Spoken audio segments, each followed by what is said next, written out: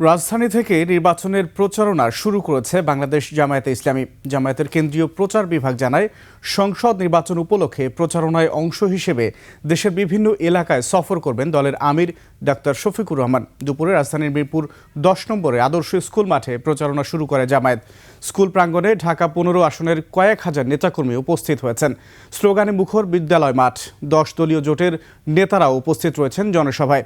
জামায়াতের আমির ডাক্তার শফিকুর রহমান প্রচারণার অংশ নিয়ে বক্তব্য দেওয়ার কথা রয়েছে।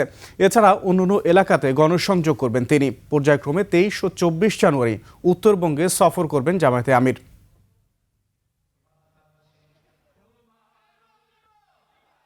এতগুলো বাচ্চা ছেলে মেয়ের চোখ হারানো, হাত হারানো, পায়ের পা হারানোর বিনিময়ে আমরা যে দ্বিতীয় স্বাধীনতা পেয়েছি তা শুধুমাত্র একটি ভোটের জন্য নয়, তারা চেয়েছে একটি নতুন বাংলাদেশ। আমরা শ্রমিকের সমাধান, সমস্যার সমাধান ইসলামী সমিতির মাধ্যমে চেয়ে থাকি। আমরা মনে করি বর্তমান শ্রমিকরা নির্যাতিত, নিপীড়িত, নিষ্পেষিত, শোষিত, এর সমাধান একমাত্র ইসলামী সমিতির মাধ্যমে সম্ভব।